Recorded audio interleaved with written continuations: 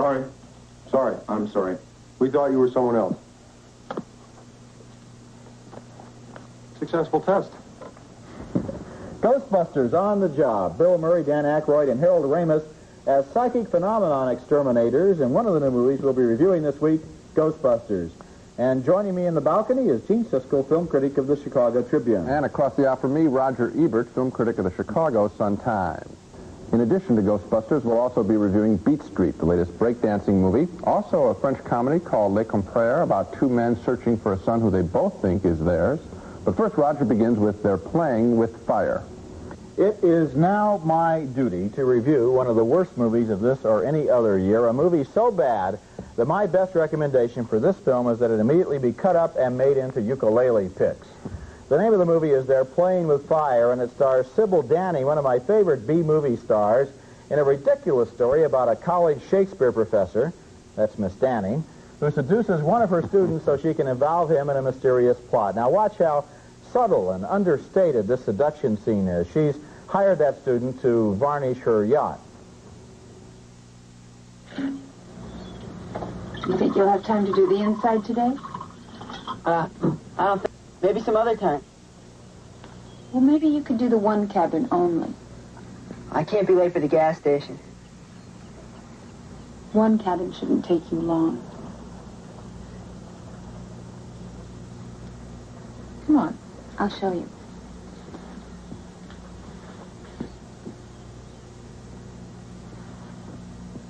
See? It won't take you long to varnish in here. Well, to do a good job, I need at least half a day.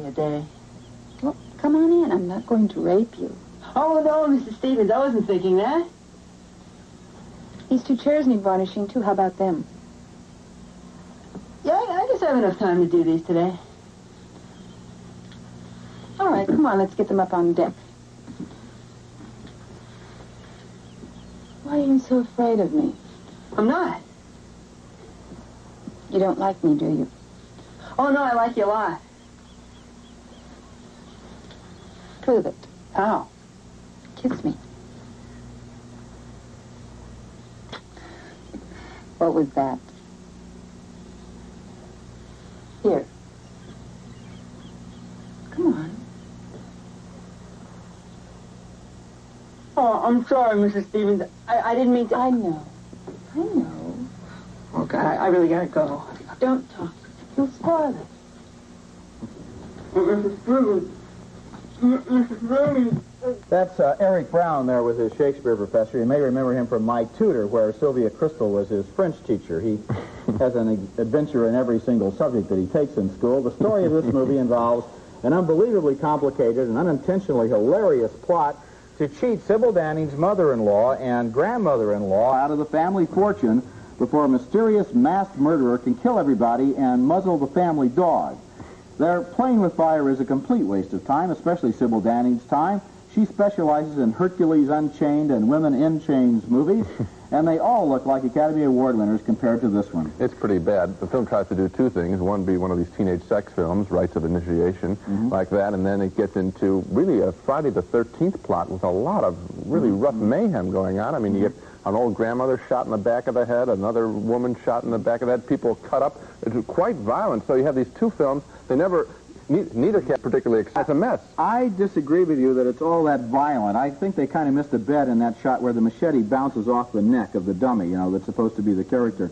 And another time when the guy... baseball bat he comes like with rubber. a baseball bat, and it's obviously made out of cork. Yeah. And then the knife that bounces off the back of another victim. This is kind of a would-be violent movie. Not quite as violent as they I was surprised to see the grandmother get shot in the back of the head. that was a...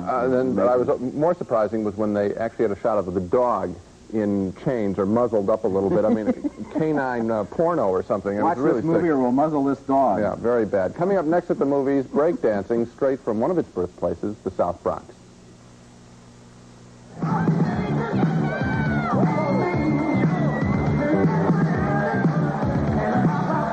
The film is Beat Street, a drama set in the South Bronx, one of the birthplaces of breakdancing, graffiti art, and record mixing. This film is as much a tour of those elements of what is called the hip-hop culture as it is a specific story about a couple of brothers trying to live out their dreams. One wants to be a dancer, the other a record spinner, and they both enjoy hanging out with their breakdancing friends and battling each other in dance-off.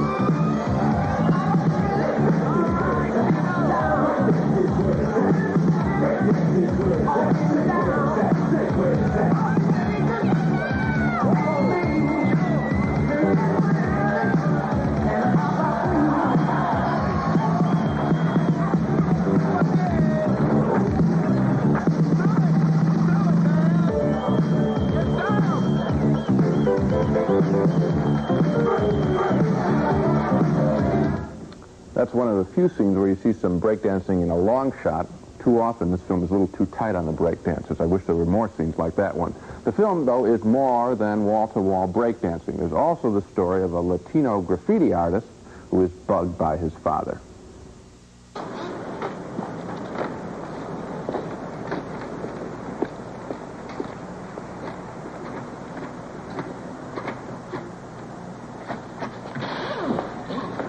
Tell your mother Pedro wants me to work late tonight, huh? Carmen needs to stay with us. We have no bed for her, you know that. Well, she can stay with me. You are not married to her. If I married her, she could stay with me? She could stay in the place that you made for her, if you was a man. I am a man. A man takes care of his own. A man has a job. He's not a criminal who goes around scrolling on the subways.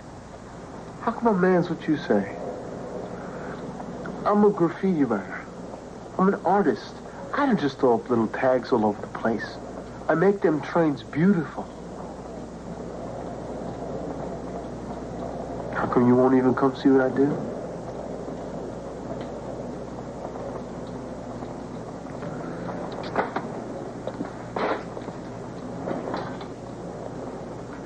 Familiar story in any culture, fathers and sons having problems. Beat Street is sort of a South Bronx version of Saturday Night Fever, featuring the same struggling kids, same kind of difficult love story. I don't think it's quite as good as Saturday Night Fever because I didn't feel that the kids I was seeing were in as much real jeopardy as John Travolta and his friends, but at the same time, I did see the same drive to succeed, to be something more than others would have you be. You can see it in that boy there. In that way, Beat Street is more than just entertaining. It's very human and quite memorable, I think.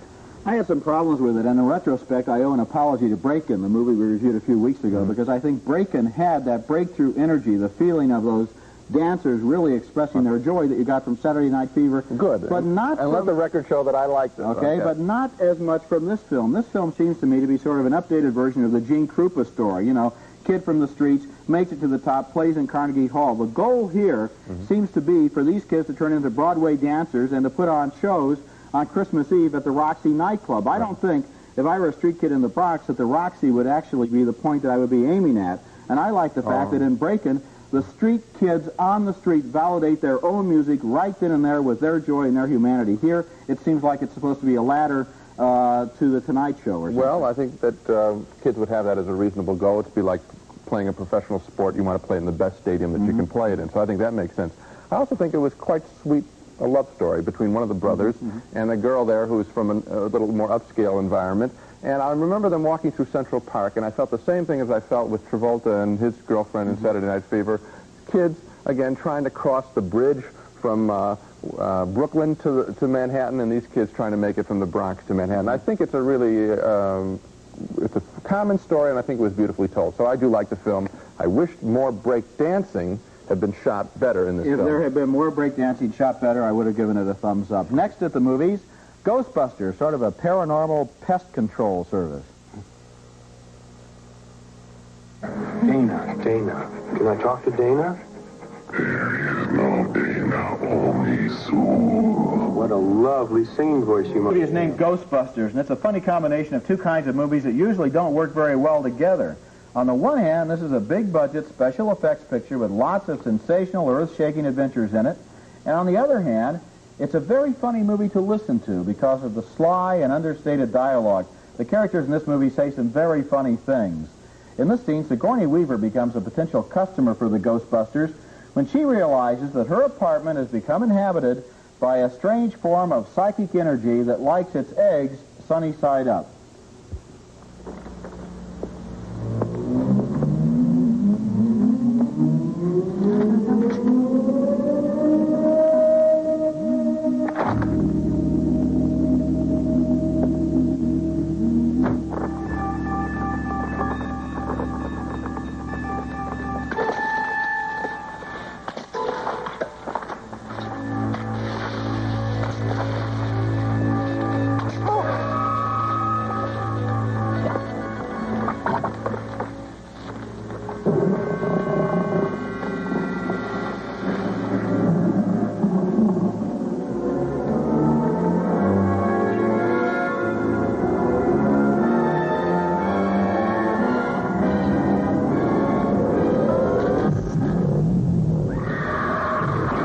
And then I slammed the refrigerator door and I left. That was 2 days ago, and I haven't been back to my apartment. Generally, you don't see that kind of behavior in a major appliance. What do you think it was? Well, if I knew what it was, I wouldn't be here. Egon, what do you think? She's telling the truth. At least she thinks she is. Well, of course I'm telling the truth. Well, who would make up a story like that? Some are people who just want attention. Others are just nutballs who come in off the street. You know what it could be? Past life experience intruding on present time. Could be race memory stored in the collective unconscious. I wouldn't rule out clairvoyance or telepathic contact either. Sorry. I don't believe in any of those things. Well, that's all right. I don't either. But there are some things we do, standard procedures in a case like this, which often bring us results. Well, I could go to Hall of Records and check out the structural details in the building. Tell you what, I'll take Miss Barrett back to her apartment and check her out. I'll go check out Miss Barrett's apartment. Okay? I love that line about the major appliance. Right. The Ghostbusters there were Bill Murray, Dan Aykroyd, and Harold Ramis. And one of the best things about this movie is the low-key, cynical dialogue that they exchange in a scene like that. I love listening to this movie. They sound like a bunch of old college roommates who are all in on the same joke. And that National Lampoon, Second City, Saturday Night Live style dialogue works surprisingly well with the movie's big special effects scenes like this one, where the Ghostbusters approach a psychic whirlpool that threatens Manhattan.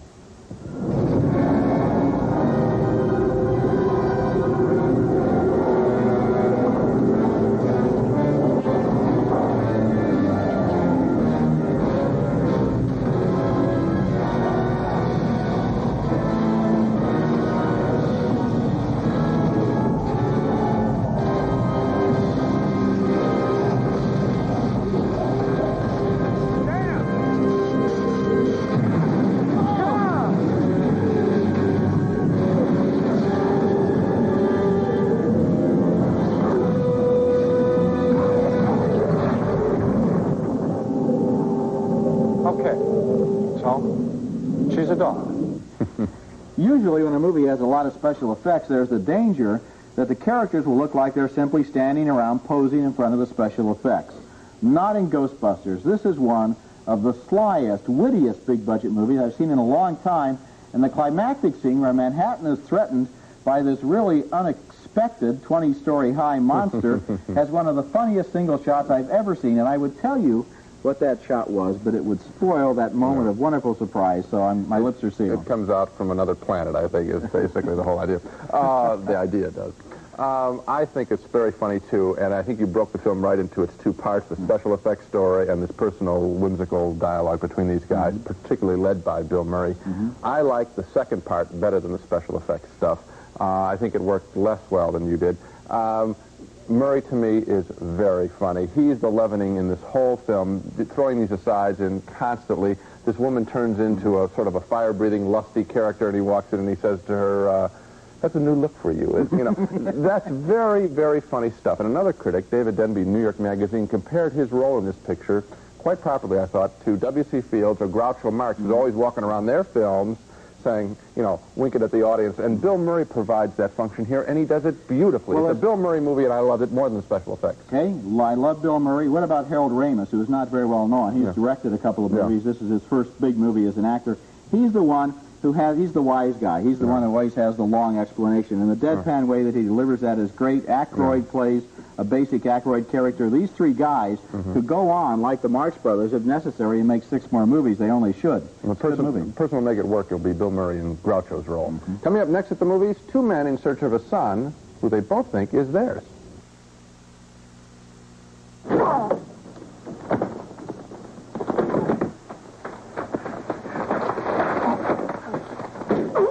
Film is Les Comperes, about a woman who comes up with a clever way to find her missing son. She tells 2 old boyfriends that the missing boy is a son she had by them a long time ago. And so each one now has a reason to be searching for the boy. Their search leads them to a confrontation with a motorcycle gang.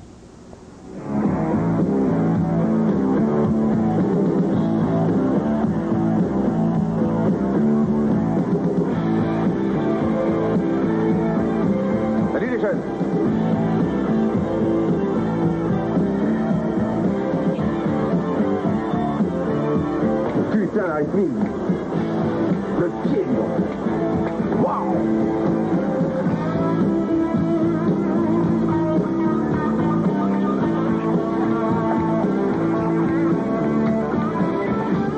Je peux te parler une seconde? Voilà, c'est ta maman qui nous envoie. Allons, on ne chahute pas. Tu veux voir quelque chose? J'ai dit on ne chahute pas.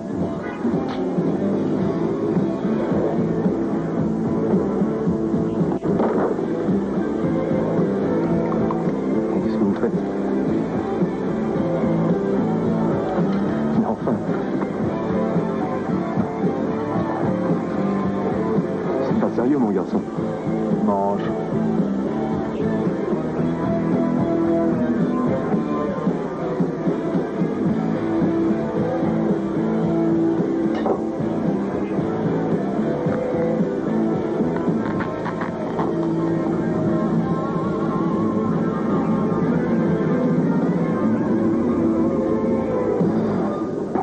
Kind of deadly. That was Pierre Richard eating his tie and Gerard Depardieu looking on. There are 2 different styles of comedy in this film. The slightly confused approach you could see there by Depardieu and the more broad slapstick approach by Richard. This film didn't do too much for me. Those styles just clashed with each other. I didn't laugh at the slapstick.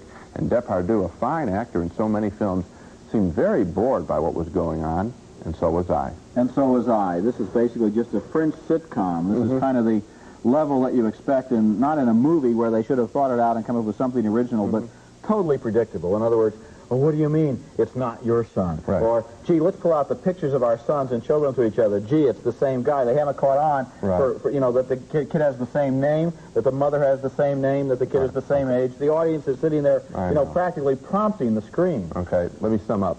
We don't like the premise. We think both comedy styles clash.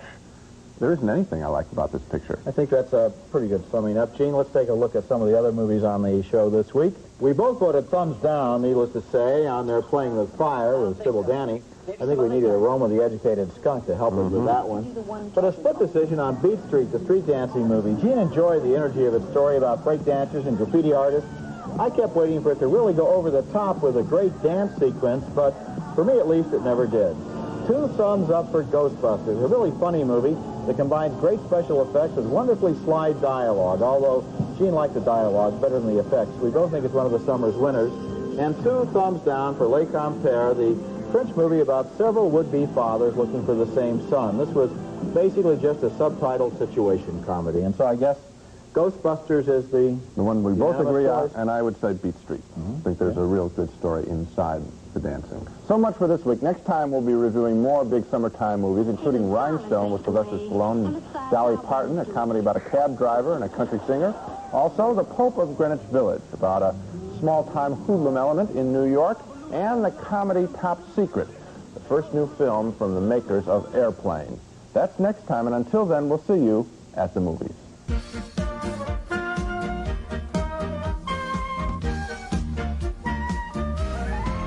Pan American. Whether it's business or pleasure or a little bit of both. Across the country and around the world, Pan Am, you can't beat the experience.